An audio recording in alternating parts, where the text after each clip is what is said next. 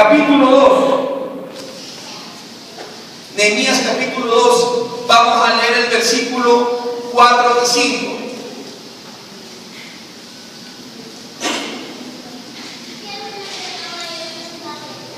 Nehemías 2, 4, 5. Yo le espero para esta palabra del Señor.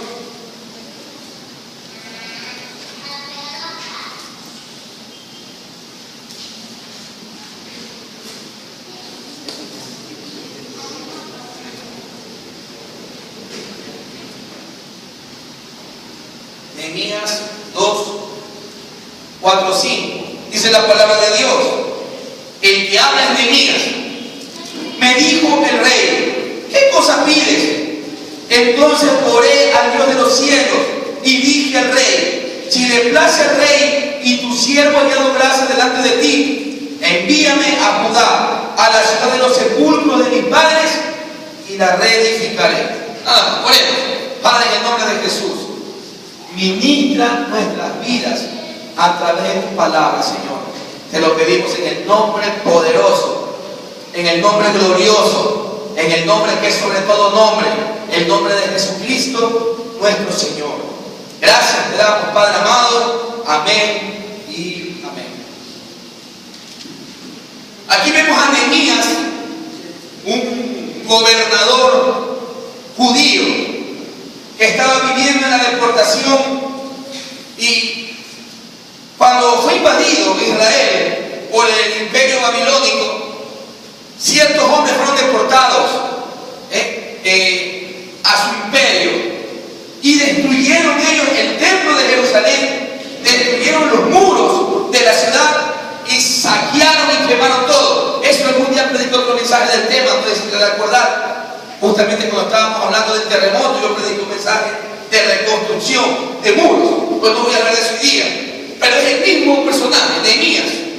De Nehemías hay mucha información que podemos aprender nosotros que queremos liderar en las cosas del Señor.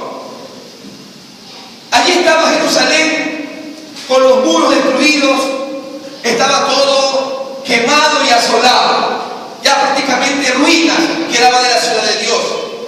Pero quiero que sepas esta mañana que las ciudades antiguas eran amuralladas.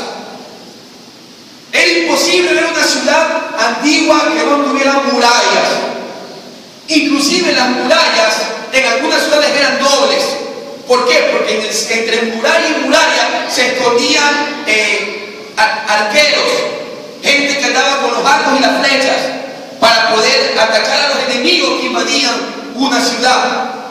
Las murallas eran tan gruesas en algunos casos, como en el caso de Jericó, por ejemplo, que sobre las murallas en algunos lugares hasta construían casas.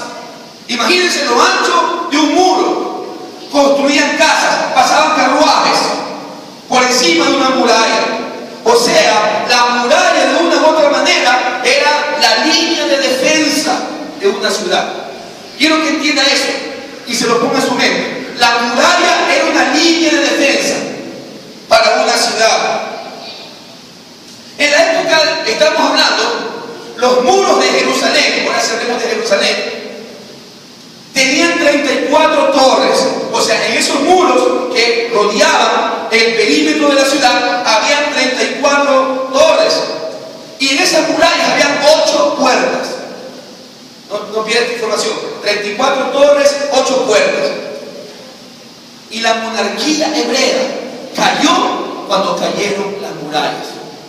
O sea, mientras las murallas de Jerusalén se mantuvieron levantadas, el imperio, el rey de Israel, siempre pudo tener el control del reino. Una vez que las murallas cayeron, fueron conquistadas. Nehemías aparece en la historia y él tuvo un sentimiento de reconstruir sus raíces. Él tuvo el sentimiento de poder ir y hacer algo por su ciudad. Aunque él no era israelita, él había nacido en otra ciudad, en otro imperio. Sin embargo, sus raíces eran judías.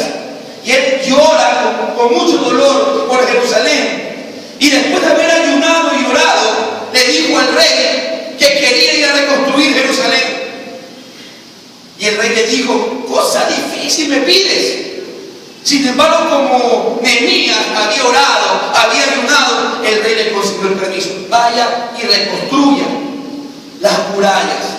O sea, lo primero que se reconstruyó fue las murallas y después todo lo de adentro. Versículos 4 y 5 que leímos, ¿sí o no? Dice: ¿qué cosa me pides? Y Nehemías le dijo: oraré al Rey de los cielos. Y el Rey de los cielos tocó el corazón del Rey de la tierra, y el Rey de la tierra le dio permiso a Nehemías para ir a reconstruir los muros. Pero ¿sabe una cosa, mi amado hermano? A Satanás, al diablo, no le convenía que se reconstruyan los muros de Jerusalén. Él iba a usar todo tipo de artimaña. Él iba a usar todo lo que estaba a su alcance. Él iba a usar cualquier estrategia con tal de impedir que se reconstruyeran los muros de Jerusalén. ¿Sabe por qué? Porque el enemigo sabía que si se reconstruían los muros, otra vez la ciudad iba a estar fortificada. Otra vez la ciudad iba a tener defensa militar. Otra vez la ciudad iba a estar protegida. Y por ende, ellos lo siguiente que iban a hacer era reconstruir el templo y restaurar otra vez la adoración a Dios. Y después la gente iba a regresar a vivir allí, iban a hacer sacrificios y todo iba a volver a ser normal como era antes de ser invadido por los babilónicos. Así que Satanás quería impedir a como de lugar que se reconstruyan los muros. Amado hermano, cuando usted ora, cuando usted estudia la palabra, cuando usted ayuna, cuando usted se congrega como hoy, cuando usted testifica de Dios, cuando usted ofrenda para Dios, cuando usted hace cosas para Dios, usted sabe lo que está haciendo. Está reconstruyendo muros, está levantando muros de su vida. Y Satanás no quiere que usted levante muros de su vida. Quiere usar todo tipo de estrategia, como lo usó con Nehemías, para destruir que usted pueda levantar un muro. ¿Por qué? Porque cuando usted levanta un muro, usted tiene protección. Dígale que está al lado suyo: el muro me da protección. Dígale con confianza: el muro me da protección. Así que usted tiene que levantar un muro, y Satanás no quiere que lo levante. Vamos a ver algunos principios esta mañana de lo que hizo Satanás para impedir que Nehemías levantara el muro en Jerusalén. Y usó tres estrategias súper viejas, súper berriadas, se puede decir así, pero que muchas veces las pasamos por alto. Y no prestamos atención, y no nos apercibimos, y cuando nos damos cuenta nos engañó el diablo. Y nuestros muros que estábamos levantando, que iban a acercar nuestras vidas, nuestras familias, nuestro matrimonio, nuestros hijos, nuestro trabajo, nuestro negocio, nos derriba el diablo. Así que esta mañana quiero compartir tres cosas que usó Satanás para poder impedir que Nehemías levantara los muros de Jerusalén. Así que lo primero que Satanás utilizó fue el desánimo. Desánimo. ¿Usted sabe lo que es desánimo? ¿Ah? ¿Cuántos han estado desanimados alguna vez? ¿Verdad que sí? Eso es una estrategia del diablo. Lo primero que él usó fue el desánimo. Él trató de burlarse del trabajo de Nehemías, trató de burlarse del esfuerzo, usó la intimidación, el sarcasmo y el escarnio para burlarse de él y para desanimarlo. Y para eso usó a dos personas. Porque cuando Satanás quiere desanimarnos, no es que él viene con cacho, una cola, bigotes, barba y un trinche a desanimarnos. Porque si hace eso salimos huyendo porque lo viéramos. Él usa personas para desanimarnos. Usó dos personajes. Acompáñenme más adelante en el capítulo 4. Vamos a tener abierto ahí el libro de Nehemías porque hay mucha información valiosa. Vamos a leer el versículo 1 y 2. Y escúchenme con atención. Dice la palabra de Dios: cuando oyó Sanballat que nosotros edificábamos el muro, se enojó y se enfureció en gran manera e hizo escarnio de los judíos. ¿Sabe qué es escarnio? Escarnio es burla extrema. O sea, se mofó de los judíos, hizo escarnio de los judíos y habló delante de sus hermanos y del ejército de Samaria y dijo: ¿qué hacen estos débiles judíos?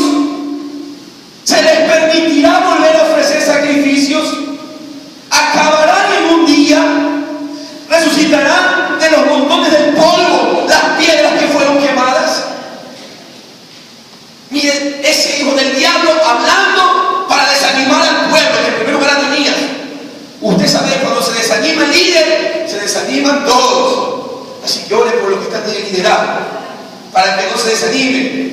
Sanballat era el gobernador de Samaria. O sea, Sanballat era un judío practicante que también estaba en el cautiverio, y él se opuso a la reedificación del templo. En lugar de decir, wow, van a reconstruir nuestro templo, van a reedificar nuestros muros, él se opuso totalmente y empezó a burlarse, y empezó a hacer escarnio, y empezó a menospreciar, y empezó a subestimar para que la gente se desanimara. No hay la peor empresa que la que nunca se empieza a realizar.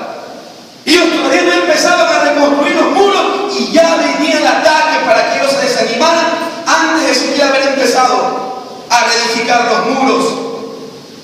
Y dice la palabra, versículo 3, y estaba junto a él Tobías amonita, el cual dijo, lo que ellos edifican del muro de piedra, si hubiere una zorra, lo derribará. ¿Qué le parece? Menospreciando completamente.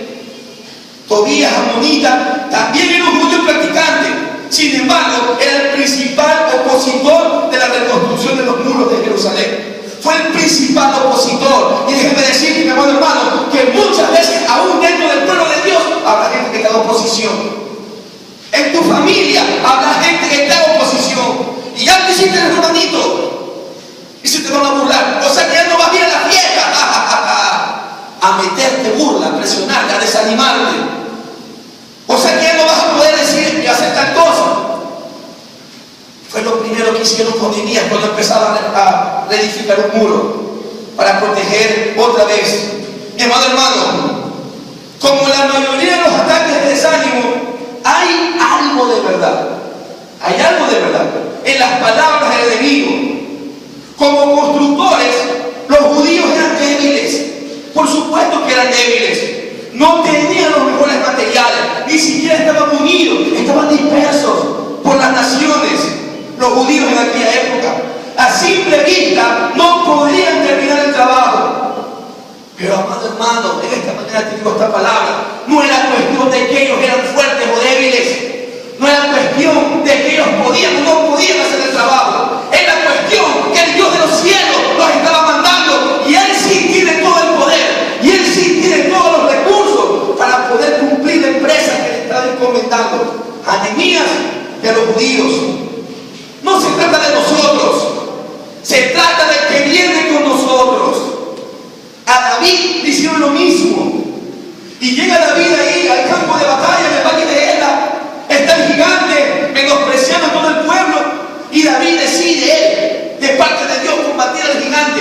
Y lo primero que recibe, en lugar de decirle, wow, David, adelante, recibe desánimo. El hermano, ¿quién es loco? ¿Qué vas a hacer ahí? Eres un muchacho, te van a matar. Ya le pone duda.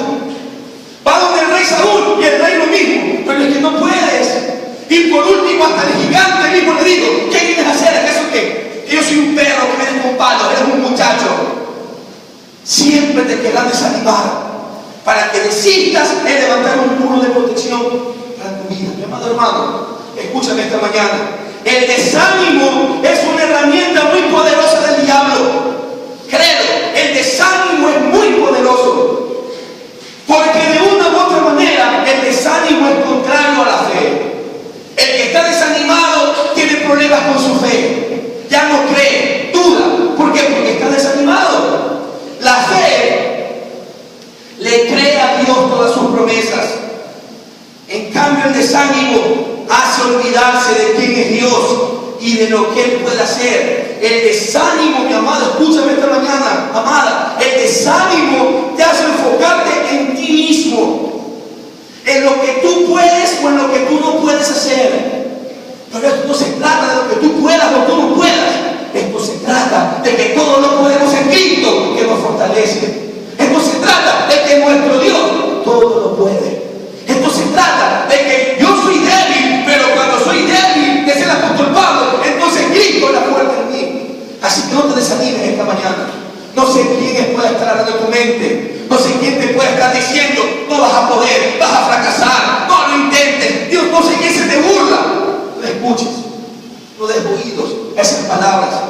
Cree las promesas de del Señor. Acompáñame al libro de Hebreos, capítulo 10, versículos 38 y 39.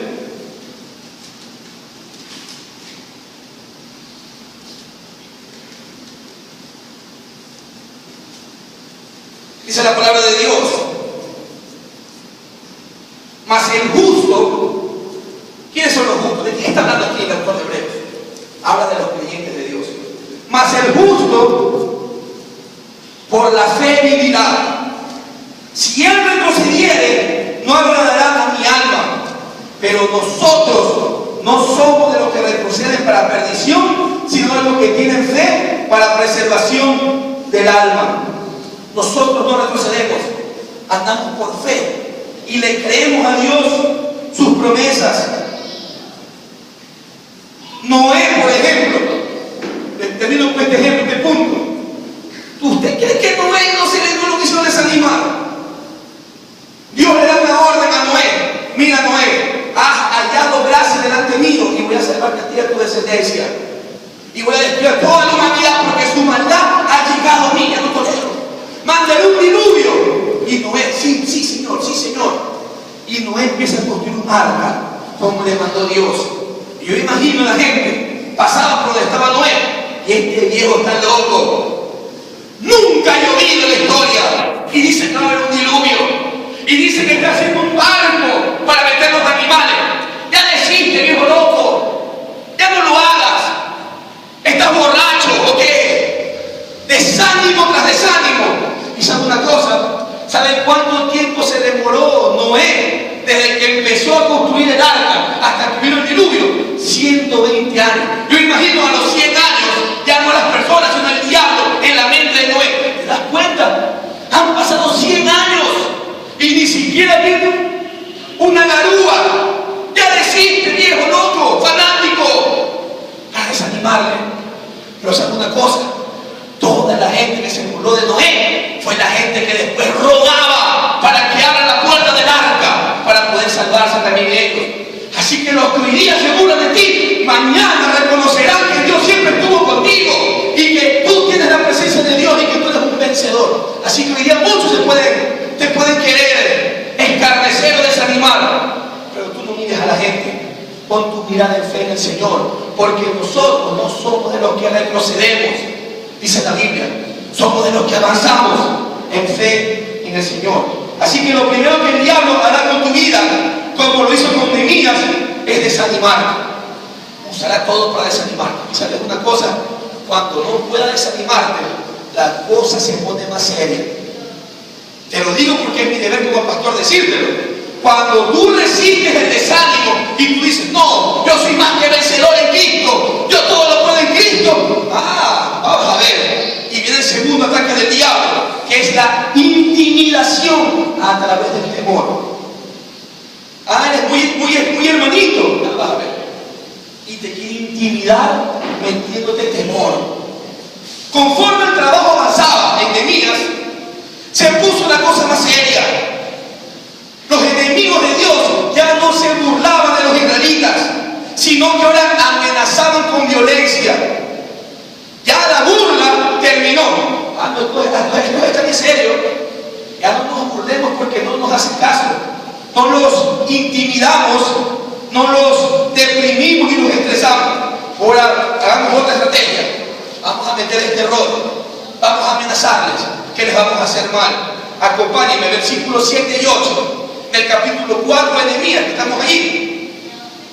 Dice la palabra de Dios: pero aconteció que oyendo Sanballat y Tobías, ya no solo ellos, escuchen, los árabes, los amonitas, que los muros de Jerusalén eran reparados, porque ya los portillos comenzaban a ser cerrados, se encolerizaron mucho y conspiraron todos a una para venir a atacar a Jerusalén y hacerle daño.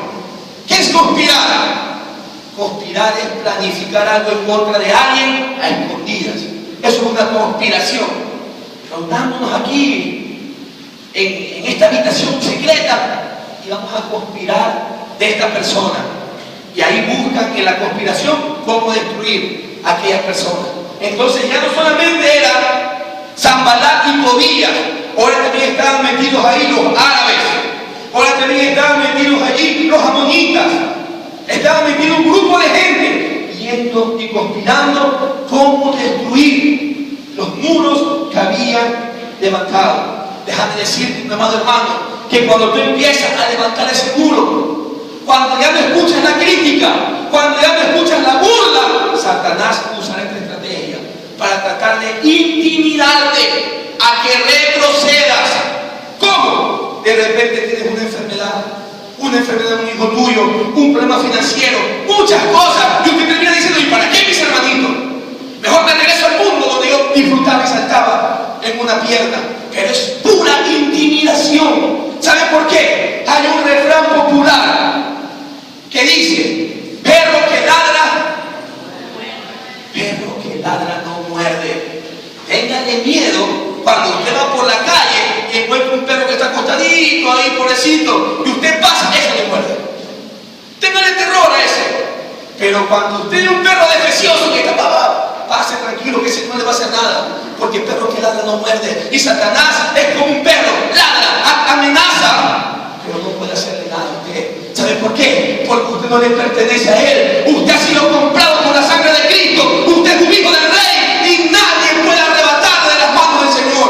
Nadie puede tocar su vida porque está escondida en Dios. Aleluya. Nadie puede hacerle daño.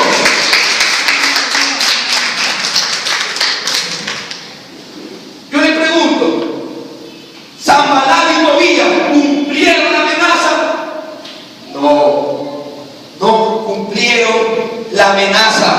¿Por qué? Porque la estrategia de ellos es la que siempre usa el diablo hasta el día de hoy: amenazar, pero él no tiene poder para cumplir. Nehemías sabía que Dios estaba con ellos.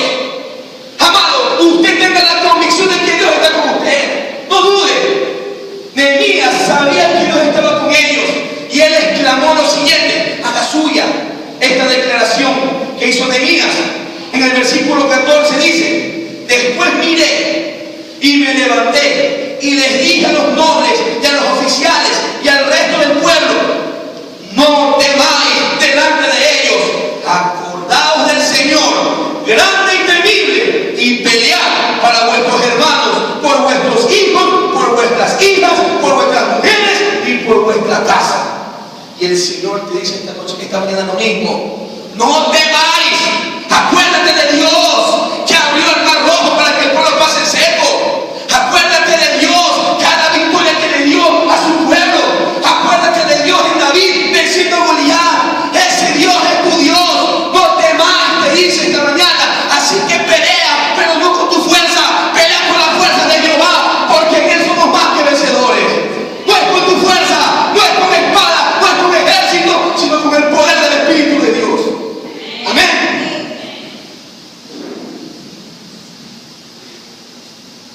Fuerzas. Quizás tú estás pasando esto ahorita. Ya pasó la etapa de la intimidación, de la burla, y te mantuviste firme.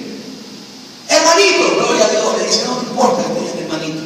Porque al comienzo dice: ¿por qué le dice hermanito? ¿Por qué eres hermanito? Pues en Cristo, pues eres mi hermano en Cristo.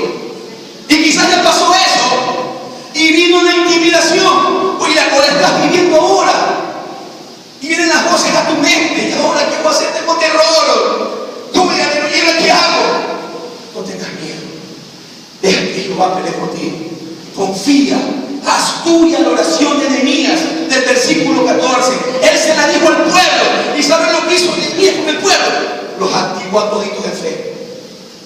Y aunque hubieran venido 1000 gigantes, 1000 Goliat, el pueblo le frenteaba y los derrotaba. Porque cuando alguien está lleno de fe, no importa el gigante, lo puede vencer.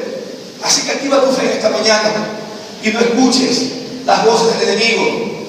Tercer ataque, porque fueron 3 ataques que usó Satanás. Escúcheme lo que le voy a decir. Este es el más serio, porque es el más sutil, y es en el que cae mucha gente. Porque cuando ya él no puede vencerte a través del desánimo, de la burla, del escarnio, y cuando él dio el siguiente paso, que es intimidarte con temor, y tú te mantuviste firme en la roca, Él usará este ataque. Y es el más sutil de todos. Y es en el que muchos terminan cediendo. El tercer ataque, cuando ya no pudo por la fuerza, te invita a negociar con Él. Te invita a que tú seas amigo de Él. Oye, ese diablo es terrible. Es terrible. Y tú tienes que estar apercibido de sus ataques. Escúcheme esta mañana.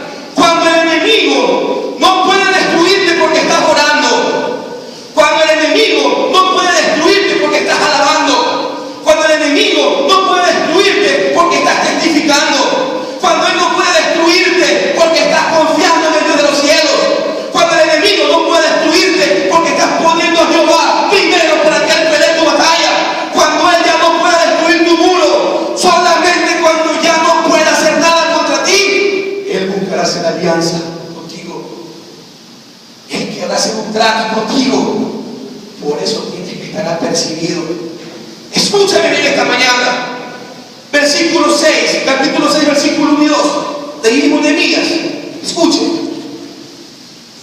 Cuando oyeron Sanballat y Tobías y Gesem el árabe y los demás de nuestros enemigos que yo había edificado el muro y que no quedaba en el portillo, aunque hasta aquel día no había puesto las hojas de las puertas, Sanballat y Gesem enviaron a decirme: ven, reunámonos en alguna de las aldeas en el campo de oro. Mas ellos habían pensado en hacerme mal.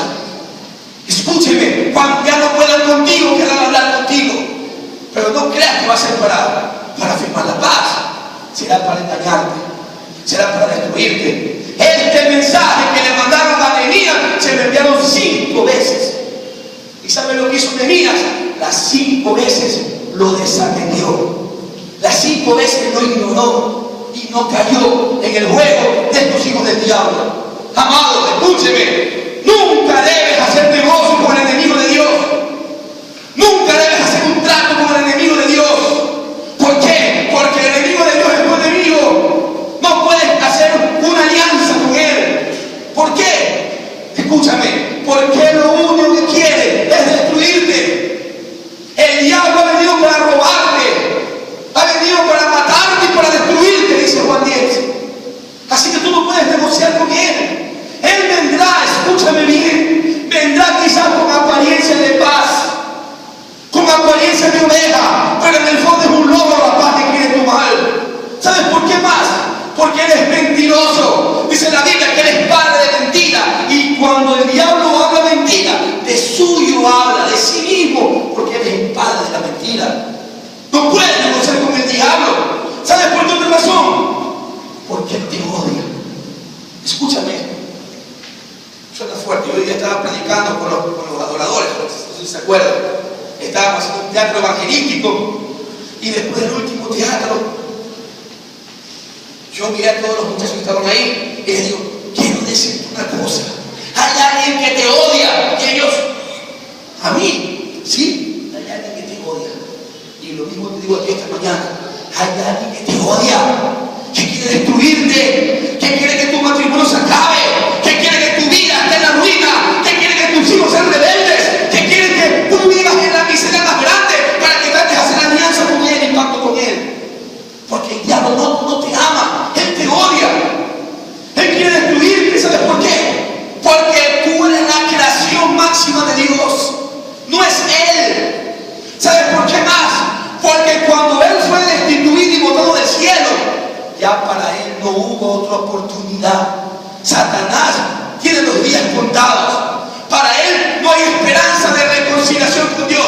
Para él no hay perdón. Así que no ore por el diablo. Él nunca se va a reconciliar con Dios.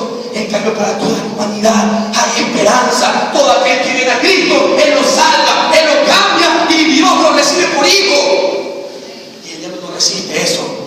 Por eso nos odia. Porque todo lo que él pensaba que era para él, Dios se lo daba a sus hijos, a su iglesia. Así que tú no puedes negociar con él. No puedes negociar con el mundo. ¿Sabes por qué? Porque este mundo le pertenece al diablo. ¿Y qué puede decir con el pastor? ¿Qué quiere decir con negociar? Aceptar estar de acuerdo con las cosas que suceden en este mundo. Usted no puede decir, yo estoy de acuerdo con los homosexuales porque es lo que está de moda hoy en día. Usted no puede estar de acuerdo con eso, porque eso es a lo que Dios aborrece, el pecado de la homosexualidad. Usted no puede estar de acuerdo con que un hombre tenga 3 o 4 mujeres. Alguien que está de moda porque así es más hombre. Usted no puede estar de acuerdo. Usted no puede estar de acuerdo con el alcohol, con el cigarrillo, con la droga. Usted no puede estar de acuerdo cuando mientras tenga un gramo de H, no importa. Si tuviera 2 fuera malo. No puede tener nada. Usted no puede aprobar nada que sea en contra de Dios. ¿Por qué? Porque eso lo promueve Satanás. Así usted no puede hacer negocio ni alianza con él. Y Nehemías se mantuvo firme. Yo no hablo con el diablo. Usando metafóricamente, Tobías y Sanballat son el diablo. Yo no hablo con el diablo. Yo no negocio con el diablo. No sé en qué nivel estás tú. ¿En qué nivel de ataque estás? Si estás en este momento en el escarnio para producirte desánimo y estás desanimado hoy, y usted puede decir, ay pastor, si me contara, ya no quiero ni levantarme, estoy totalmente desanimado, deprimido. No escuche la voz de Satanás. O quizás usted está ahorita pensando que está en el nivel del temor y del terror. Ay pastor, si me contara, no puedo ni dormir del miedo, no quiero que amanezca porque me da miedo. Así también el diablo quiso meter las Nehemías. No le haga caso. Dice la Biblia, Salmo 4, en paz me acostaré, así mismo dormiré, porque solamente tú, Jehová, me haces vivir confiado. No escuche la voz del diablo. O quizás ya pasó eso, usted venció ese ataque y hoy día el enemigo quiere hacer pacto con usted. No escuche su voz. Los hijos de Dios no hacemos pacto con Satanás. Dice la Biblia, ¿qué comunión tiene la luz con las tinieblas? No hay. La luz alumbra y las tinieblas es oscuridad. Todo lo que proviene del diablo es oscuridad. Todo lo que proviene de nuestro Padre Celestial es luz. Y nosotros debemos andar en luz. No hay tinieblas. No, a veces luz, a veces tinieblas. No hay un punto intermedio, un poquito más oscurito, como a las 6 de la tarde. No andamos en eso. Andamos en luz. ¿Sabe por qué? Porque nosotros somos la luz del mundo. Y si usted es de luz, usted refleja esa luz. Y si usted está en tinieblas, ¿usted qué puede reflejar? Tinieblas. Así que usted no puede tener comunión con las tinieblas. Entonces usted puede preguntarse, ¿está bien? Entonces, ¿qué hago? Estoy siendo atacado. ¿Cómo hago frente a este ataque? Bueno, la palabra de Dios nos da 3 estrategias que voy a comentarlas brevemente. De cómo poder tener la victoria en medio de un ataque de Satanás. Y quiero leer con usted el versículo de 1 de Pedro, capítulo 5, versículos 8 y 9. Acompáñenme un momento.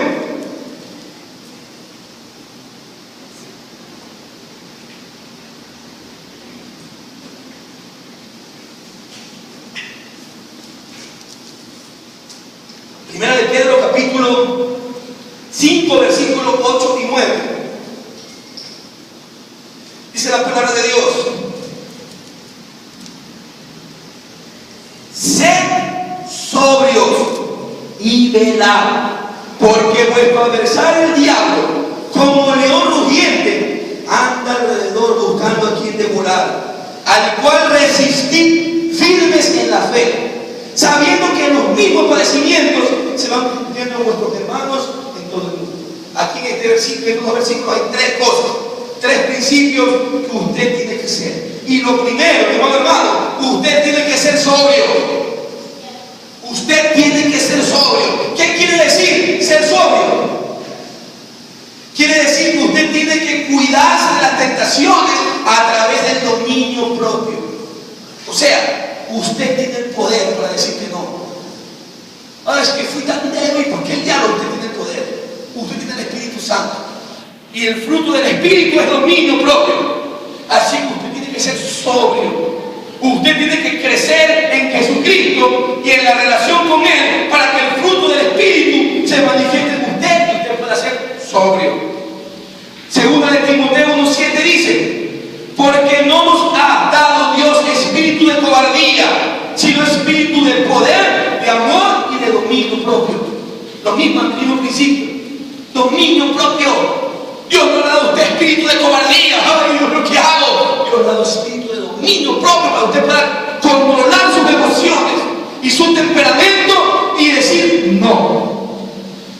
Segunda de Pedro 1, 5, 7 dice: vosotros también, poniendo toda diligencia por esto mismo, añadid a vuestra fe virtud, a la virtud conocimiento, al conocimiento dominio propio, al dominio propio paciencia, a la paciencia piedad, a la piedad afecto fraternal y al afecto fraternal amor. Lo primero que tiene que tener, dominio propio. Usted debe saber decir: no, yo no voy a intimidarme, yo no voy a atemorizarme, yo no voy a negociar con el diablo, yo no voy a escuchar su voz. ¿Por qué? Porque usted tiene el poder del Espíritu Santo. Lo segundo que tiene que hacer, según el versículo que leímos en 1 de Pedro 5, velar. Porque dice: ser sobrios y velar. O sea, en otras palabras, estar vigilante, sensible para escuchar la voz de Dios en su conciencia. La conciencia del ser humano está compuesta de dos partes: la voz y el código. La voz que te habla es la voz de tu interior. Escúcheme lo que le voy a decir.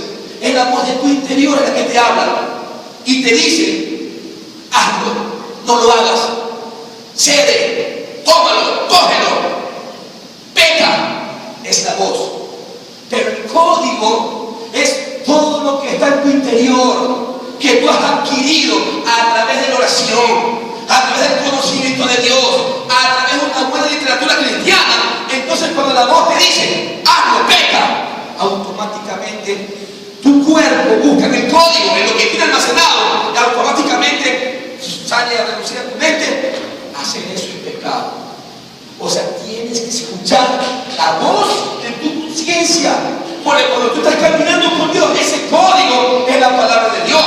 Así que al decir velar, quiere decir estar vigilantes, ser sensible a la voz del Espíritu, a la voz de tu conciencia, a la voz interior que está en ti. 1 Corintios 16, 13 dice: velad y estar firmes en la fe, portaos varonilmente y esforzados, todas vuestras cosas sean hechas con amor.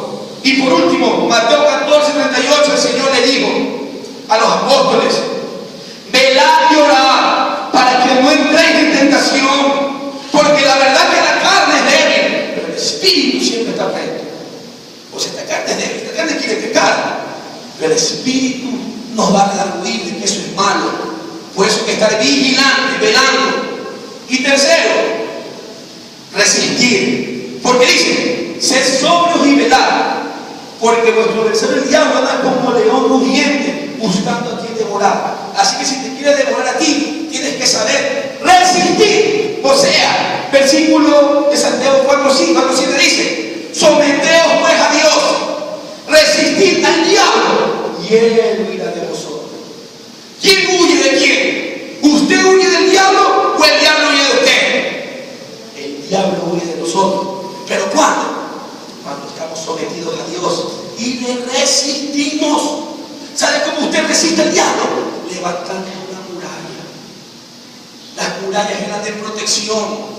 Las murallas servían para resistir. Usted ha leído la historia en la Odisea, quizás sobre la caída de Troya, o ha visto quizás la película de Brad Pitt, no sé, de Troya.